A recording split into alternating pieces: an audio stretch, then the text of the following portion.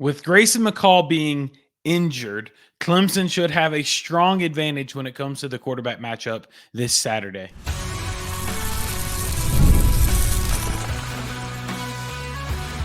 You are Locked On Clemson, your daily podcast on the Clemson Tigers. Part of the Locked On Podcast Network, your team every day.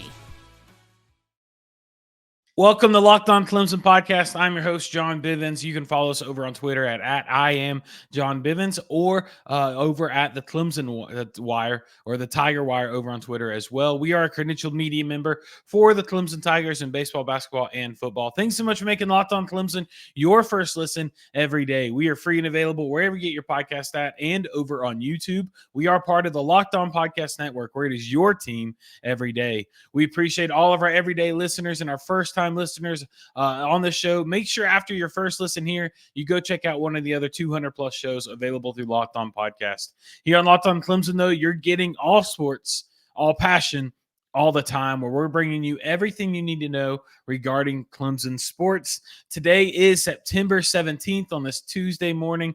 We got a big episode today talking about our quarterback matchup against the Wolfpack, also the skill position, who has the advantage, and then we're going to talk about the curse of a bye week that might be forming at Clemson University. We are grateful for all of our sponsors that make this show possible. For a full list, check out the episode notes below. With Grayson McCall being injured, Clemson should have a strong advantage at the quarterback position when it comes down to facing the Wolfpack on Saturday.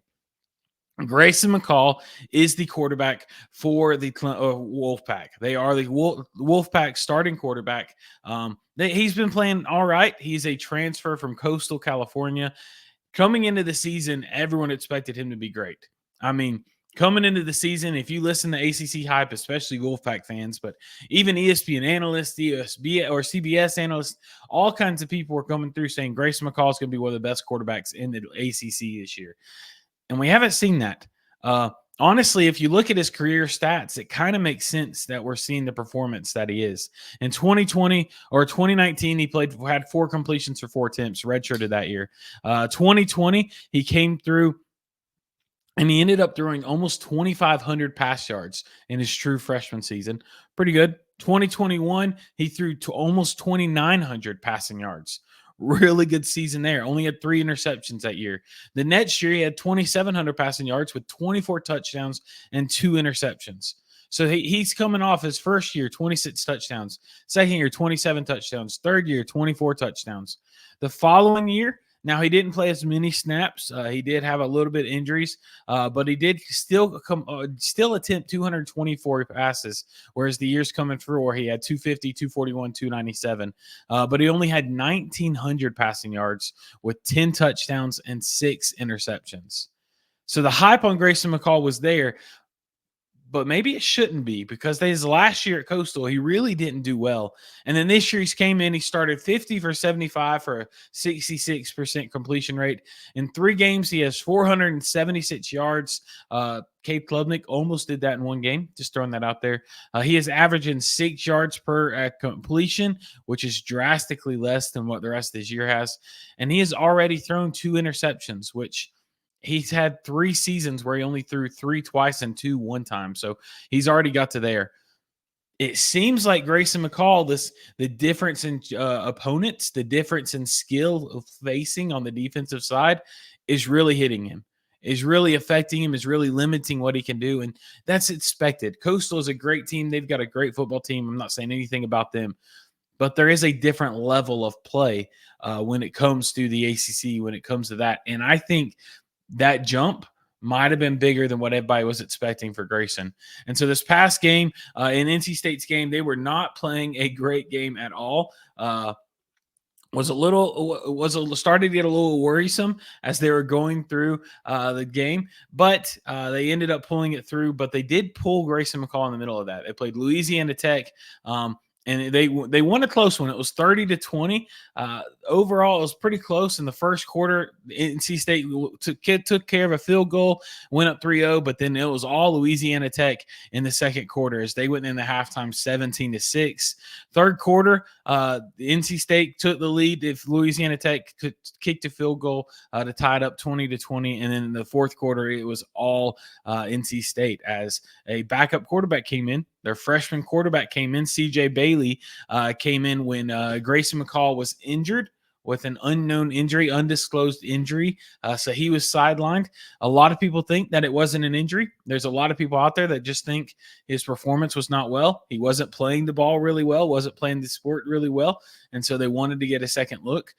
In this game, he went 9 for 13 with only 54 yards. Their freshman came in, and honestly, I'll throw a hot take out here.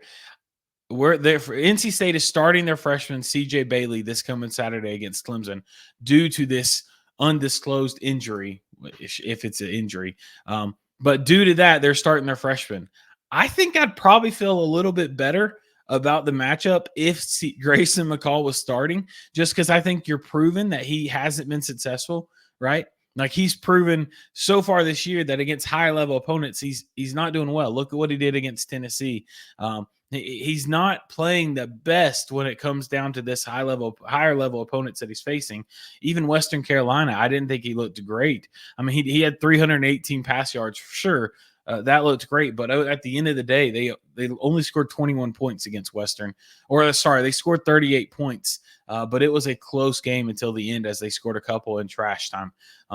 But yeah, so great. So far, NC State's going to be rocking with their freshman quarterback, CJ Bailey, who is a freshman quarterback that we don't really know a lot on. His stats so far are the only stats we know are this past game. That was the first time he's got in. He went 13 for 20, 156 passing yards. So not a bad day. Pretty good day there. He did have one interception. He did run the ball some too. He had one run for one touchdown for 1 yard. But so I think there's a little unknown factor there. We're not sure what we're going to get. I personally would rather be playing Grayson McCall just because you know what you're going to get. CJ Bailey, he is a freshman, so he's got a little bit of a wild card, and there is always that chance that it has one of those times where the freshman breaks out. You know, a lot of times a freshman will come in and they'll get overwhelmed, but there is sometimes the rare case where a freshman comes in to replace a starting quarterback and just goes off. Look at Cade Klubnik when he came in for finally to replace DJU in the AC championship game and just went off, used it as a spark. That happens, right? Like that's a real opportunity. That's a real chance for this to happen. So that's the thing. I still do give the advantage when we get the quarterback matchup. I do give the advantage to Clemson. I think Cade Klubnik has proven he's playing great right now, coming off an excellent game against App State. Hopefully he can keep that going, keep that momentum going. NC State has a good defense, but doesn't have one of the better ones in the league. Definitely doesn't have one that is very impressive, and I wouldn't say it's one of the top defenses in the league. I mean, so far they've gave up 20 or more points in all three of their games, 21 to Western, 51 to Tennessee, and then 30 to Louisiana Tech. So Cade Klubnik should be able to come in and find open fields, kind of utilize his skill makers, utilize his playmakers, and lead this team well. So I do believe that when you look at the quarterback matchups, when it's Cade Klubnik versus CJ Bailey, that Cade Klubnik does get the advantage. That is that's our look at the quarterback position. What about the skill position? Who has the advantage when it comes down to wide receiver, running back? Hey, Clemson fans, have you heard about Roy? It stands on Return on You, and it's a new platform that lets you, the fans, get involved in NIL like never before by making contributions directly to your favorite athletes. By supporting players directly, you can help shape rosters, retain talent, and keep your favorite players out of the transfer portal. As you know, NIL has changed the game for college athletes, and Roy changes the NIL game for fans. You get exclusive content access. When fans contribute to a successful campaign, they receive access to exclusive content from the athletes, such as their announcement decisions, behind-the-scenes footage, and other personal reflections, all of which are only available to the fans who support that athlete. You also get no risk. Fans' contributions are securely held and only distributed if the athlete makes the decision that aligns with the fan's support. If not, the money is returned right back to you. Download Roy for the iOS or injured and enter code locked on, and you will automatically be entered into a sweet state to earn $5,000 cash. Get the Roy app right now. Visit roy.com for additional details. No purchase necessary, void where prohibited. Get off the sidelines and get into the NIL game with Roy. While NC State might have the best individual player in this skill group, Clemson definitely has the upper hand overall as a team. Look, when it comes down, there's no denying. If you disagree with me, I would love to hear your opinions why. But in my opinion, I think there's complete no chance that you can disagree with the fact that Kevin Concepcion is the best player when it comes down to these teams. When it comes down to the wide receivers, the running backs at Clemson and NC State, I think Kevin Concepcion definitely has the overall advantage.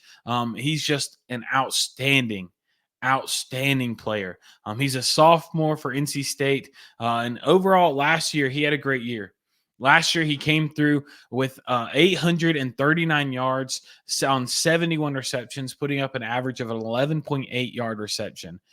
That's crazy numbers. Just to give you a little comparison, last year Clemson's number one wide receiver was Tyler Brown, who had 52 receptions, so 20 less receptions, and 530 yards, 300 yards less on 20 receptions. He averaged 11 yards per reception. Tyler Brown did have 4 touchdowns. He was our second highest receiving touchdown. Jake Brenningstool was number 1, while Kevin Concepcion had 10 touchdowns. Their next highest was 3 with Trent Penix. So very different right there. Kevin Concepcion, there's no doubt in my mind, when it comes down to the most electric, most game-changing player as of right now, Bryant Wesco could develop into a better one. TJ Moore could develop into a better one, but they haven't yet. As of right now, Kevin Concepcion is the most game-changing player on the field for either team when it comes down to skill positions. But as a group as a whole, when you looked as a group as a whole, Clemson by far has the advantage.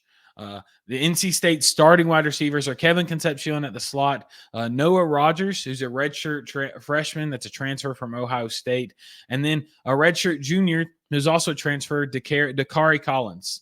That name might sound a little familiar to you. That all might sound a little bit familiar with you because he did transfer from Clemson 2 years ago. He started off his career in 2021 as a Clemson Tiger. He appeared in 9 games, had 16 receptions for 220 yards, didn't have a touchdown. 2022, he redshirted that year. He only had 1 reception for 8 yards and 63 snaps. He really didn't appear with the team at all after September when he made that decision to redshirt. He then transferred to NC State last year. Last year, he came out, played in a good amount of games, but he had 14 receptions for 212 yards, 2 touchdowns. So far this year, he's had 7 receptions for 78 yards and 0 touchdowns. I think there's something to be said, and this is just an argument I have. If Dakari Collins, he's listed as their starting wide receiver. He's one of their starting wide receivers. If he's starting there, if he's one of their true reliant wide receivers, and he transferred from Clemson because the talent was too much that he wasn't going to get played, he wasn't getting playing time, I think that answers overall which group is better. Does that make sense? If we're saying Dakari Collins, he transferred because of playing time. Like there wasn't a big injury, there wasn't a big disagreement when he put out a statement why he transferred, and he talked about how he loved the team, he loved the coaches, he was just going after different opportunities. He left because he wasn't going to see in the field. And now he's starting at another group. When you compare that to him, that to Clemson's group, you get the answer which one is better because he left because these people are better than him, which is why he wasn't going to get to play. So no common sense there. It tells you when it comes down to this group, Clemson has the overall better wide receiver advantage. While Kevin Concepcion, I do think, is the best right now, game changer, then you look at Tyler Brown, you look at TJ Moore, you look at Tonio Williams, Bryant Wesco, even Adam Randall in there. I think all of them are better than anybody else on that NC State squad by far. I don't think it's a close comparison. Where I do think there's certain players on Clemson's roster that's close to Kevin Concepcion, but not at his level as of right now. I think that jump from Kevin Concepcion to Clemson's players is a lot smaller than all of Clemson's wide receivers compared to the rest of NC State's wide receivers. So they give the advantage for sure to Clemson wide receivers. And then when you look at the running back position, NC State's running back, Clemson has faced before. They have Jordan Waters, who is a transfer from Duke. We saw him last year in the game opener, and he didn't have an amazing game against us. He had 11 carries for 64 yards, had 1 touchdown.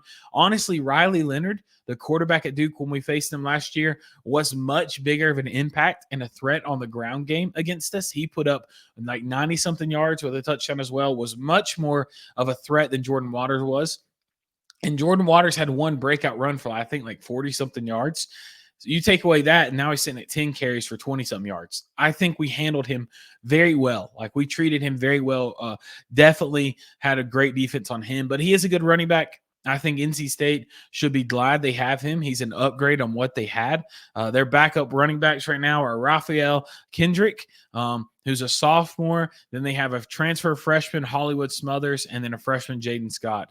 Jordan Waters is a graduate student, so this is his last year playing 4 years with Duke and now over at Clemson or over at NC State. So far this year, he hasn't been really electric. Western Carolina, he went off, had 20 carries for 124 yards. Tennessee, he had 7 carries for -4 yards. -4. Against Louisiana Tech, had 10 carries for 36 yards.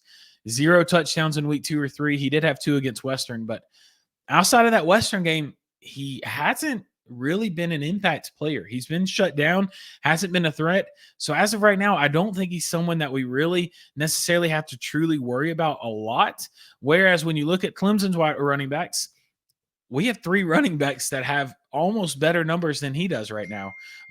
We have we should be really good about our running backs. Obviously, we have Phil Maffa, who is off to a great start this year. Against Georgia, he didn't do too hot, but he had 16 carries for 59 yards. Against App State, pulled up 10 carries for 118 yards with a touchdown. I think that trend, App State game, is going to be more reliant on what we see. Georgia, as we talk about, is the number 1 team in the nation. They have one of the best defensive lines. The only defensive line that I think is comparable to them is you got a couple. Oregon's got a good one. Ohio State's got a good one. Clemson's up there with them for sure. We're not going to face them every week. We're going to face more average talent. I think NC State's defensive line is going to be better than App State, but it's still not going to be Georgia level. And I think Phil Maffa easily, I'd give his over-under at 75 yards. That's where I'm putting it. And I would definitely take the over on that. So let me know what you would take that. Drop a comment. Do you think Phil Maffa's over or under 75 yards this week? But I definitely give the upper hand to the running backs to Clemson, because not only do you have Phil Maffa, you have Jay Haynes, who's coming off. He played a backup. He played good against App State this past week. Keith Adams Jr., I think he hasn't played the impact he thought he would. He only has 4 carries for 8 yards this year. But I think Keith Adams, if he was our starter, I think he would outperform Jordan Waters this year. I just think the offensive line that we have allows our running back to be much more successful. So when it comes down to the skill positions, I think Clemson has the advantage at wide receiver, even though NC State has the best overall impact wide receiver with Kevin Concepcion. And I think Clemson running backs definitely have a far advantage over Jordan Waters and the Wolfpack. We've talked about those. We've talked about these matchups at quarterback and at skill positions. Clemson's coming off a bye week when they get to face the Wolfpack. They were off in week 3. How much will that extra week of preparation be of help for Clemson in this game? But also, is there some kind of bye curse that's going on that we don't know about when it comes to the Tigers? Jarvis Davis here for FanDuel. You heard us talk a lot about FanDuel, America's #1 sportsbook. So guess what? I'm about to tell you a little bit more. We got a little something just for you. Now through September 22nd, all FanDuel customers can bet $5 and get a 3-week free trial of NFL Sunday Ticket from YouTube and YouTube TV. It doesn't matter if you're a fan of the Atlanta Falcons, the Carolina Panthers, the Los Angeles Chargers, the Las Vegas Raiders. It doesn't matter, because guess what? With a YouTube TV base plan, you'll be able to watch every regular season Sunday afternoon out-of-market game. Yes, every regular season out-of-market game. That is so dope. All you need is a Google account and a current form of payment, and you can cancel anytime. So just visit fanduel.com/lockedon. That's fanduel.com/lockedon. And make sure you download America's #1 sportsbook. Clemson is coming off a bye week to play the Wolfpack, and I need them to be extra careful to not let this impact us negatively. Look, it is well known when it comes to bye weeks, it's meant to help you. A bye week is meant to give rest. It's meant to give an extra week of preparation, and it can come with great things. It can come with that extra preparation, that extra week, 2 weeks to look at their next opponent, to look at who they're playing, to look at what's going on, to watch an entire game without having to focus on the game yourself, to prepare for them. It comes with that. It also comes with the perk to allow players a little extra time that are banged up to get healthy. And that's helping a lot for Clemson, as we have Tyler Brown, Peter Woods, who's got banged up early this season, and now they're back healthy. They're going to be playing against NC State. It helps with that. But when it comes to Clemson off a bye week, the past 2 years, 2023 and 2022, we lost the game following the bye week. In 2023, we lost to Miami after a bye week. That was a tough game. That was a game that was very not one that I like to remember. When you look at that game, it hurt. It was not one that was fun to watch. It was a close game. It was one that we should have lost. We lost in double overtime, 28-20. But we did lose that game following the bye week. The week before, we won against Wake Forest, 17-12. So not a great game. But we were coming off a 2-game win streak. Went to the bye week, extra week of preparation, allow time to heal up, come back in, and lost. In 2022. We lost 2 games that year, not including the bowl game. Overall, lost 3. I lost to Tennessee, not close, 31-14. But that year, we started off the season with a 8-game win streak. Beat Syracuse 27-21 in week 8. Had a bye week the last week of October, and then came in first weekend in November to play Notre Dame, and we lost that game 35-14. Wasn't a good game at all. Wasn't a good outing. DJU did not play well. Will Shipley had one of the worst games. He had his worst game of the season that year, other than opening game against Georgia Tech. Not a great week. So the past 2 weeks or past 2 years, we have lost coming off the bye week. Before these games, before these weeks, Dabo has been almost undefeated coming out of the bye week. So historically, Clemson looks great. But past 2 years, something's gone on. Something has affected them. Something has hit them. Something has changed where the bye week hasn't helped. And honestly, I think there's a couple reasons why. While the bye week can cause some good benefits, right? The bye week can come with some great benefits. There is some negatives that could cause the bye week. Number one, here's some reasons why the bye week can hurt you. Number one, it can cause a loss of momentum. This one is scary. In 2022, we had an 8-0 run going, looking great, connecting. DJU didn't look absolutely fantastic. There were some close games, but he was winning. We go in that bye week, and all of a sudden that momentum was gone. We came out, and we looked flat against Notre Dame. It was hard to watch. Loss of momentum. This year, we just now have a little bit of momentum going, right? App State game was fantastic, but at the end of the day, it was a 1-game performance. Cade Klubnik looked amazing in that game, almost perfect. Literally didn't have an intended pass that was supposed to be complete that ended up incomplete. His only incompletions were passes that he threw away. That's great. You want that momentum carry, but then he has a week to sit off and think about it. So a loss of momentum can hurt us. Number two, there is a difference between over-prepared and overconfident. I think when you have so much time to prepare, it can create this false confidence that you start overlooking some things that you overlook the basics because you think you're so prepared.